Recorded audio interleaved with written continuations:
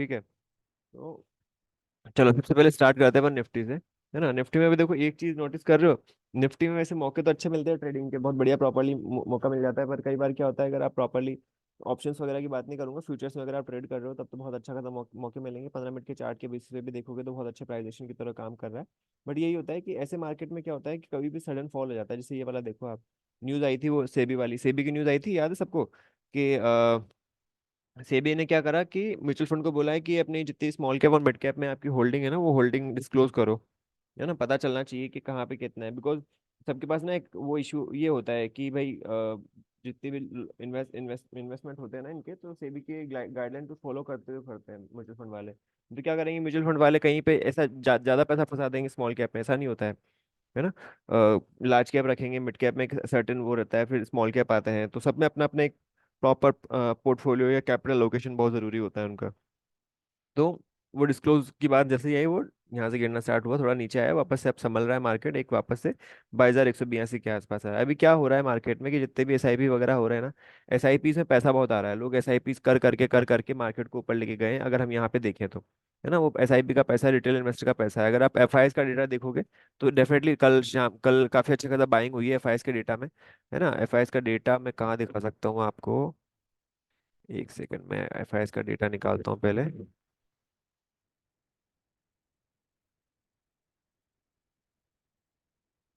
Just a second.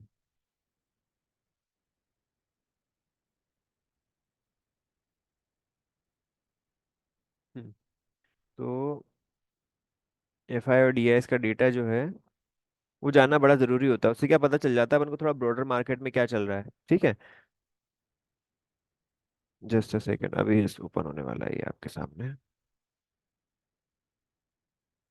FI और DI की activity जो है आप बहुत सारी वेबसाइट पर चेक कर सकते हो। तो ये अपन स्टॉक एज वेबसाइट है जो इसको यूज करते हुए मैं बताने वाला हूँ आपको। दिख रहा है सबको, एक बार बताना मेरे को। हाँ दिख रहा होगा, ठीक है। तो ये देखो 29 फरवरी को क्या हुआ, एफआई ने कैश मार्केट में कितना बाय किया, 3,568 करोड़ रुपया के आसपास डीआई ने सेल किया, है ना। तो एक तरीके से क्या, एफआई जब भी बाय करते हैं ना तो अलग से चीजें दिखने स्टार्ट हो जाती है, अलग से वहां पे क्या कैंडल अलग से अब दिखेगा, मतलब कि हाँ भाई एफआई ने आज बाय किया है, एफआई ने अच्छा पैसा डाला है यहाँ पे, मैं भी दिखाऊंगा तुमको वो भी, है ना। डीआई का कैश का देख सकते हो आप, इंडेक्स ऑप्शन पे देख सकते हो, है ना। स्टॉक फ्यूचर्स में कितना ट्रेड हुआ है, सेल सेल ऑफ हुआ है, स्टॉक ऑप्शन से सेल ऑफ हुआ है। अभी क्या हो रहा है मार्केट में कि मतलब एक तरह से हैजिंग, हैज करके ही पैसा बन रहा है, हैज किए हुए हैं, क्योंकि यू नेवर नो कि अभी मार्केट में ऐसा सिनेरियो चल रहा है कि कभी मार्केट में एक अच्छा खासा फॉल दिखा दे, है ना, कभी भी आपको पता भी नहीं चले। ये देखिए यहाँ पे एफआई ने सेल किया, डीआई ने बाय कर लिया, है ना। इंडेक्स ऑप्शन देख रहे हो कितना है, वेनेसडे को कितना ऑप्शन हुआ है, 31,000 करोड़ का इंडेक्स ऑप्शन सेल हुआ है यहाँ पे। मैं तुमसे हमेशा कहता हूँ ना कि ऑप्शन सेलिंग में ही यहाँ पे सबसे ज्यादा काम हो रहा है, सबसे ज्यादा पैसा ही बन रहा है। तो ये देख लो आप, 31,000 करोड़ के आसपास का ऑप्शंस में हो रहा है, इसलिए तो मोमेंटम नहीं मिलते मार्केट में, दोनों साइड सेल करके बैठ जाते हैं। ट्यूसडे भी देखो आप, ये देखो, मंडे को भी देखो आप, है ना। अब ये इंडेक्स ऑप्शन समझ लो क्या है, एफआईएस इंडेक्स ऑप्शन सिर्फ और सिर्फ ये निफ्टी का नहीं है ना, और ना ही ये बैंक निफ्टी का है, ये पूरा आपने देखा होगा कि हर दिन हमारे पास एक्सपायरी होने लगी है आजकल, है ना। मंडे को भी होती है एक्सपायरी, थर्सडे को कौन सी होती है, निफ्टी की हो जाती है, वेंसडे को उसकी हो जाती है, बैंक निफ्टी की हो जाती है, फिर निफ्टी है, बट क्या ये सेंसेक्स है, तो इन सबकी निफ्टी, इसकी वजह से क्या होता है कि अच्छा खासा मोमेंटम मिलता रहता है। इंडेक्स ऑप्शन में आप देख सकते हो कितना बड़ा काम हो रहा है ना। इससे क्या पता चलता है, इससे हमको ये पता चलता है कि यहाँ पे मार्केट में क्या क्या चीजें हो रही है, क्या क्या एक्टिविटीज हो रही है, क्या क्या प्लेयर्स कौन कौन सी है जो एक मूव करने में एक की रोल फैक्टर जो है वो जिनका है। और दूसरी चीज ये भी है कि यहाँ पे एफआईएस और डीआईएस का डेटा भी देखना बहुत जरूरी है। देखो कैश मार्केट में आप देखोगे तो यहाँ पे लास्ट ट्रेडिंग सेशन में, ये लास्ट ट्रेडिंग सेशन 3 बजे के बाद, 3 बजे के आसपास देख रहे हो कितनी बड़ी कैंडल बनी है, ये कितनी बड़ी कैंडल है, ये कितनी बड़ी कैंडल्स है ना, अलग से दिख रही है पूरे दिन का, पूरे दिन का नहीं, इवन ये अगर आप देखोगे यहाँ पे तो बहुत बहुत अलग से बन रही है कैंडल्स, यहाँ से लेकर तो ऑलमोस्ट अच्छा हाई बनी है। तो ये क्या इंडिकेट करती है कि दूसरे दिन गैप अप ओपनिंग के होने के चांसेस हैं, है ना। अगर आप 3 बज के 15 मिनट तक के टाइम तक को वेट करोगे तो यहाँ से आपको पता चल जाएगा इस चीज़ का। बैंक निफ्टी की हम बात करें थोड़ी सी, अब देखो निफ्टी में क्या है, एंट्री वेंट्री कुछ भी नहीं है। क्यों नहीं है एंट्री, बिकॉज अब ये टॉप पे है ना, यहाँ पे अब ये टॉप पे आसपास रिवर्सल आ जाता है।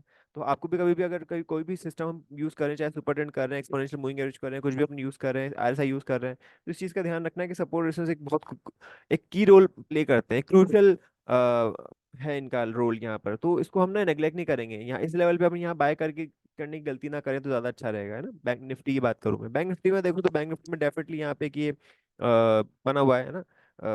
मैंने क्या बना रखी है, ट्रेंड लाइन बना रखी है। तो ट्रेंड लाइन का जो है ड्रॉ करने का तरीका मेरा ये था, first swing second swing third swing को मैच करते हुए, पर यहाँ पे ब्रेकआउट नजर आया था, हुआ नहीं, वो वापस न्यूज आई, फिर डाउन साइड आ गया और वो स्टॉप लॉस अपना हिट हो गया यहाँ पे। आज फिर से मोमेंटम मिला है, 15 मिनट के बेसिस पे भी हमने देखा जाए तो वहां भी एंट्री मिलने की कोशिश की थी पर नहीं सस्टेन कर पाया वो। राइट, अब यहाँ पे देखिए लास्ट ट्रेडिंग सेशन में दो दो बड़ी बड़ी कैंडल्स बन गई, यानी कि यहाँ पे अच्छी खासी बाइंग मिली है, बाइंग हुई है यहाँ पे, है ना। इंडेक्स में भी बाइंग हुई है, इंडेक्स फ्यूचर्स बाय हुए होंगे। और दूसरी चीज, कैश मार्केट में तो बाइंग चली रही है। तो अब यहाँ पे क्या एक्सपेक्टेड हो सकता है कि ये 47 से लेकर 47,200 तक के टारगेट आपको इनिशियल लेवल पे दिखा सकता है। तो ये चीज थोड़ी सी नजर में रख सकते हो। और थोड़ा सा अगर प्रिसाइजली अगर हम काम करें, प्रिसाइजली अगर हम देखें जो कि स्टॉप लॉस बहुत छोटा से छोटा होना चाहिए, तो यही आपको 46,400 500 के आसपास एंट्री मिलती है, स्टॉप लॉस आपका 46,200 के आसपास रहेगा। अब इस वॉलेटिलिटी में आपको स्टॉप लॉस तो बड़े रखने ही पड़ेंगे if you are trading in futures. और अगर ऑप्शंस कर रहे हो तो अभी ऑप्शंस में थोड़ा मैं ये कहूंगा कि अवॉइड करो, ऑप्शंस बाइंग में तो बिल्कुल भी अभी कोई मजा नहीं आएगा, और ना ही वहां पे आपका पैसा बनेगा। अल्टीमेटली हो सकता है एक बार दो बार तीन बार बना लिया, फिर चौथी बार में आपका सारा चला जाएगा। तो बेटर है कि वेट करो, है ना। अब देखो यहाँ पे गोल्ड सिल्वर का बताता हूँ मैं, गोल्ड सिल्वर में क्या हो रहा है। पहली बात तो गोल्ड सिल्वर ना एक तरीके से कमोडिटी ऐसी है कि यहाँ पे इनको नेग्लेक्ट नहीं कर सकते, पूरा ग्लोबल मार्केट में काफी बड़ा इम्पैक्ट ला सकते हैं ये। तो ये देखो यहाँ पे एक ट्रेंड लाइन ड्रॉ कर रखी है मैंने ये, है ना। ट्रेंड लाइन का ब्रेकआउट काइंड ऑफ दिया। अभी ये ट्रेंड लाइन क्या है, बहुत बार मेरी फेल भी हो चुकी है यहाँ पे। जैसे कई बार हमने यहाँ ट्रेंड लाइन बनाई तो ये ब्रेकडाउन थोड़ा टाइम बाद आया, फिर ये ट्रेंड लाइन है तो पॉसिबल था कि ये गिरेगा, पर ऐसा नहीं हुआ, वापस ऊपर चला गया ये, है ना। एक चीज आप नोटिस करना है, जितने मैं पैटर्न मैं आपको पढ़ाता हूँ, ये पैटर्न बना हुआ है यहाँ पे, देख रहे हो। आर्ली चार्ट नहीं, डेली चार्ट में देखना है, ये डेली चार्ट में यहाँ पे हैमर बना हुआ है ना। तो ये हैमर इस पैटर्न सारे सारे काम करते हैं सर्टेन, एक कुछ टाइम के बाद आप पैटर्न्स को इतना वैल्यू नहीं देना स्टार्ट करते, बिकॉज सिस्टम पे आप शिफ्ट हो जाते हो। ये देखो ये पैटर्न बना हुआ है यहाँ पे, देखिए बुलिश हैरे में बना हुआ है आपका, ठीक है। यहाँ टॉप पे भी आपको कोई ना कोई पैटर्न दिख जाएगा, है ना। ये पैटर्न बने हुए हैं, इन पैटर्न्स को नेग्लेक्ट नहीं करना है, इनको नजर रखना है हमेशा। डेली चार्ट्स पे भी बनते हैं तो उनको भी मतलब उनको भी वैल्यू होती है उनकी भी, आर्ली चार्ट पे भी उनकी वैल्यू होती है। आर्ली चार्ट को भी आप देखो, अब मैं हमेशा कहता हूँ ना कि डिस्टेंस होना चाहिए, अब कई बार डिस्टेंस नहीं भी होता है तो भी चल जाता है काम, है ना। हम एग्जैक्टली परफेक्ट तरीके से अगर देखें तो परफेक्ट तरीके से तो थोड़ा हमको बहुत ज्यादा नजर रखनी पड़ेगी और सिंगल एसेट्स पे काम करना पड़ेगा। अब जैसे यहाँ से ही बाइंग का मोमेंटम मिल चुका था यहाँ पर नहीं ली एंट्री, एंड थोड़ा बाद में बनी हमारे पास। और गोल्ड से अगर देखें तो गोल्ड को कुछ टाइम से मैं ट्रेडेबल एसेट नहीं मान रहा हूँ, बिकॉज ये बहुत ज्यादा अपसाइड डाउन साइड मूवमेंट देता है, तो ये थोड़ा सा इजी नहीं है इसको डील कर पाना, हैंडल कर पाना। सिल्वर की बात करोगे तो सिल्वर में डेफिनेटली यहाँ पे आपको देखना है, ये बहुत अच्छा खासा ब्रेकआउट काइंड ऑफ बना था, यहाँ ब्रेकआउट भी हुआ था, फिर सस्टेन नहीं करके नीचे आ गया। उसके बाद ये दूसरी एक्सपायरी स्टार्ट हुई, अभी यहाँ पे मोमेंटम सस्टेन करने की कोशिश कर रहा है। अब देखो ये कितना सस्टेन करता है। अच्छा, हमेशा एमसीएक्स में ट्रेड करने से पहले कॉमेक्स को जरूर नजर रखना चाहिए। कॉमेक्स पे अगर नजर रहेगी, कॉमेक्स पे अगर आपका ध्यान रहेगा तो आप एमसीएक्स में अच्छा परफॉर्म करने की कोशिश कर सकते हो, या फिर वहाँ पे अच्छा हो सकता है। अगर आप कॉमेक्स पे ध्यान नहीं दोगे तो फिर एमसीएक्स में जरूरी नहीं है आपका पैसा बने, बिकॉज यहाँ पे क्या होता है, आईएनआर भी इंपॉर्टेंट होता है, और आईएनआर और कॉमेक्स के प्राइसेस दोनों इंपॉर्टेंट होते हैं, दोनों के मल्टीप्लिकेशन से आपके एमसीएक्स के प्राइसेस निकल के आते हैं, और साथ में जो भी ड्यूटीज वगैरह होती है वो भी ऐड होती है।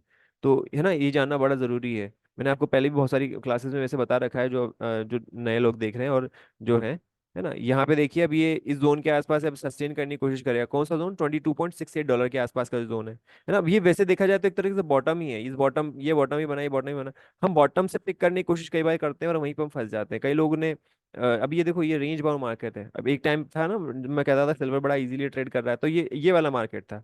कौन सा वाला मार्केट, ये वाला मार्केट था। देखो कितना डायरेक्शन मूवमेंट था, ये देखो कितना डायरेक्शन मूवमेंट है यहाँ पे, देखो डायरेक्शन मूवमेंट है। अब ये डायरेक्शन मोमेंटम नहीं है, ये डायरेक्शनल मोमेंटम नहीं है। अगर आर्ली चार्ट पे खोलूँ तो ये फिर ये भी डायरेक्शनल मोमेंटम नहीं है, ये जिग, ये देखो हायर राइज मतलब लोअर लोज बनते जा रहे हैं, लोअर लोज बनते जा रहे हैं, है ना, गिरावट हो रही है ना। यहाँ पे देखिए आप, हायर राइज बने यहाँ पे, फिर ये एकदम से गिर गया, है ना यहाँ पे। तो ये ऐसे डायरेक्शनल मोमेंटम नहीं मिलते ना, तो फिर यहाँ पे आपको थोड़ा सा नजर रखना पड़ता है, ध्यान रखना पड़ता है, अपने रिस्क मैनेजमेंट का ध्यान रखना पड़ता है। अदरवाइज क्या होता है, फिर वही यहीं पे दिक्कत आती है कि कमोडिटी में तो पैसा कभी बनता नहीं है। वो इसलिए नहीं बनता बिकॉज आपको पोजीशन साइजिंग और इन सब चीज़ों का ख्याल रखना पड़ेगा, आपको एक स्टॉप लॉस रखना पड़ेगा, आपको एक डाउन साइड रिस्क रखनी पड़ेगी, तब जाके बात बनेगी यहाँ पे। देख लो 22.3 के आसपास का एक बहुत अच्छा सपोर्ट जोन है, ये सपोर्ट जोन में 22.22 डॉलर के आसपास का सपोर्ट जोन है, तो ये सपोर्ट जोन इजीली ब्रेक नहीं होंगे। अब ये कुछ टाइम इसी रेंज में घूमेगा, ज़्यादा उम्मीद भी ना रखना है इसका कि सिल्वर चलना स्टार्ट करेगी, बहुत अच्छा चल जाएगी, ऐसा कोई ज़रूरी नहीं है ना। जो कल एंट्री थी हमारे पास, वो एंट्री हमारे पास यहाँ थी ब्रेकआउट होने के बाद, है ना। 71,000 से 71,300 400 के आसपास एंट्री थी, और इसमें स्टॉप लॉस भी अगर देखें तो थोड़ा बड़ा स्टॉप लॉस है विजुअली, जो कि नहीं प्रेफर करना चाहिए वैसे तो, बट पोजिशनल एंट्री में कन्वर्ट कर सकता है ये, जाएगा तो। है ना। दूसरी बात अपन यहाँ पे देख लें, क्रूड की बात कर ले तो क्रूड में आप देखना, ये जो क्रूड है ना अभी यहाँ पे, ये अच्छा खासा ट्रेड था, इसमें बहुत अच्छे ट्रेड बने, बहुत अच्छा ट्रेडिंग का मौका मिला यहाँ पे, हर साइड दोनों साइड हमने अच्छा खासा कैप्चर किया, है ना। अभी ये बिल्कुल यहाँ पे है मतलब 6500 6600 के आसपास का जोन पे खड़ा हुआ है। और क्रूड में एक्चुअली पिछले कुछ टाइम से बहुत अच्छे खासे ट्रेड बन रहे हैं, बहुत अच्छे से इसको इजीली ट्रेड किया जा रहा है, बिकॉज ये बहुत ही प्रॉपरली सिस्टमेटिकली काम कर रहा है। अब अगर हम देखें यहाँ पे तो पॉसिबल है कि अगर ये 6470 के बिलो में थोड़ा क्लोजिंग देना स्टार्ट करता है तो इसको गिरावट स्टार्ट हो सकती है, और 6400 से लेकर 6300 तक के लेवल भी दे सकता है। और अगर नहीं होता है तो ऊपर ही है इसके मोमेंटम जाने के चांसेस। इन्वेंट्री वगैरह जो भी थी इसकी आ चुकी है, नेचुरल गैस की बात करूंगा मैं अभी। और कॉपर में भी कुछ ऐसा ही है, पर कॉपर को थोड़ा सा वैसे ही हर किसी के लिए बस का नहीं है ट्रेड करना, इसमें स्टॉप लॉस वगैरह हो जाते हैं, बहुत सडन मोमेंटम मिल जाते हैं कई बार, इसकी बात थोड़ा कम करूंगा मैं। पर अभी ट्रेड जो है कॉपर में भी लॉन्ग साइड का ही बना हुआ है। Natural gas one of the best एक तरीके से ये भी एसेट है, मतलब अगर कोई बॉटम पिक करने वाले में इच्छुक है तो देखो ये बिल्कुल बॉटम पे है। 112 2016 में बना था, यहाँ पे भी आप देखिए बिल्कुल बॉटम था ये। 121 21 2020 के आसपास, अभी जो लो बना था 128 के आसपास का लो बना था, ये 2024 की बात है। ठीक है।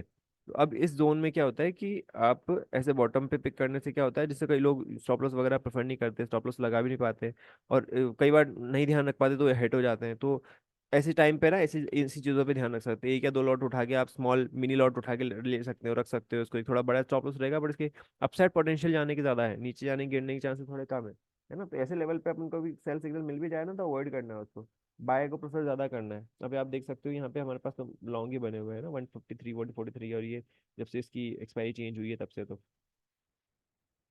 मगर मैं इसमें अपन टेक्निकली देखें, टेक्निकल में भी हमारे पास एटलीस्ट वन मेजर मेजर जो है 172 से लेकर 181 200 तक के टारगेट हमको यहाँ पे एक्सपेक्टेड है, लग रहे हैं मतलब यहाँ पे। ओके। अब यहाँ पे जिंक को ट्रेड करना बड़ा आसान हो रखा है अभी कुछ टाइम से, जिंक बड़ी अच्छी चल रही है, दोनों साइड अच्छे मोमेंटम मिल जाते हैं यहाँ पे, है ना। ये मोमेंटम मिले दोनों साइड से आपको यहाँ पे ऐसा बनाने का मौका मिल जाता है, जैसे भी ये देखिए बाई साइड का एक एक रुपये मिल गया तो अच्छा खासा भी, अच्छा एक मोड़ भी मिल जाता है तो बहुत अच्छा चल जाता है ये।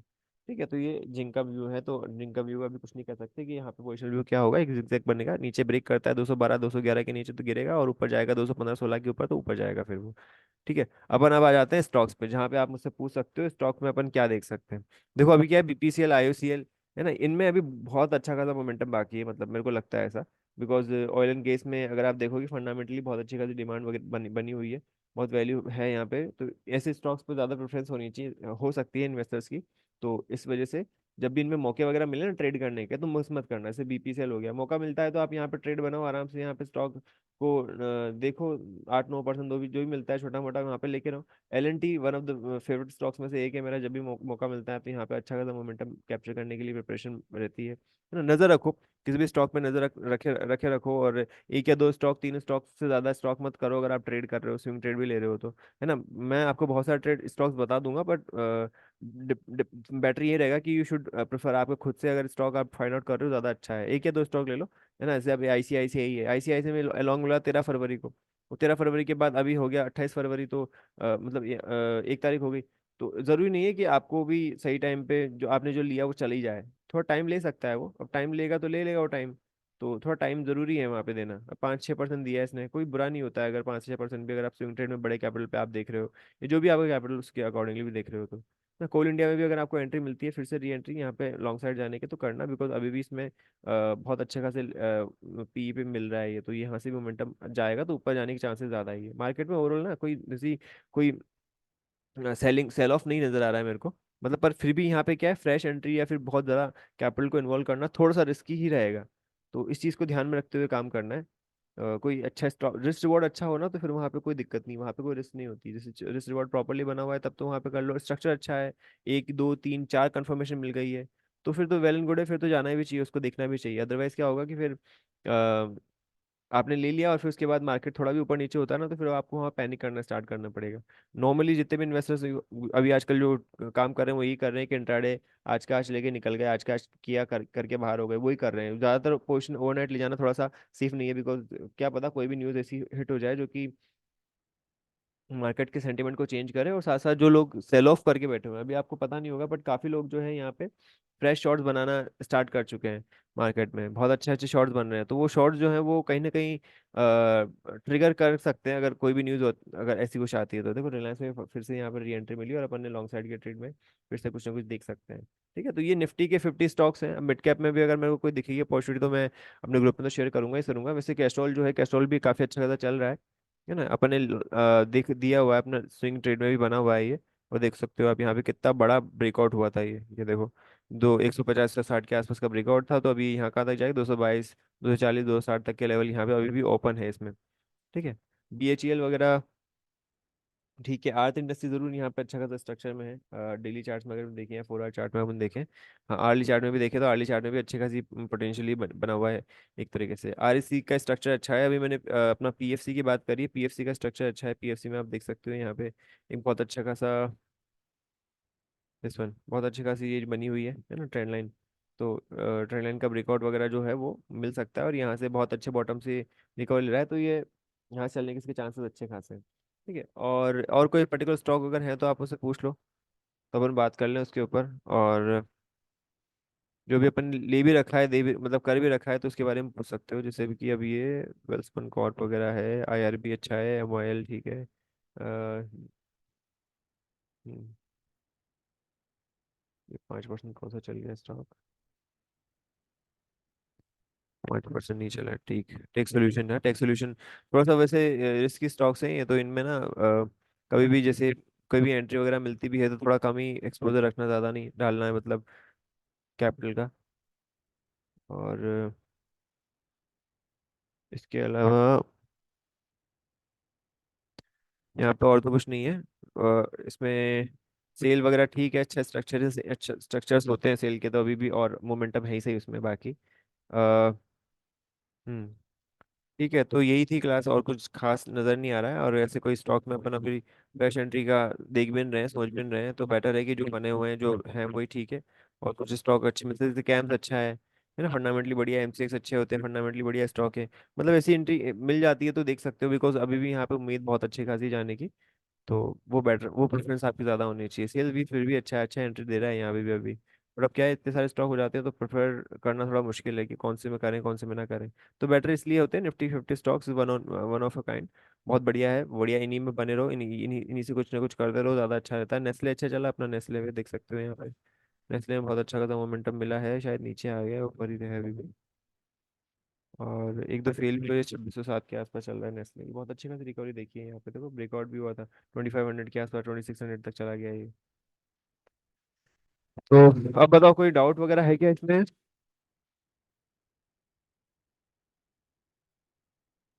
नहीं, हेलो? No sir. नहीं ना? ठीक है, कोई स्टॉक वगैरह हो तो मुझसे पूछ लेना सीधे। ठीक है, ओके।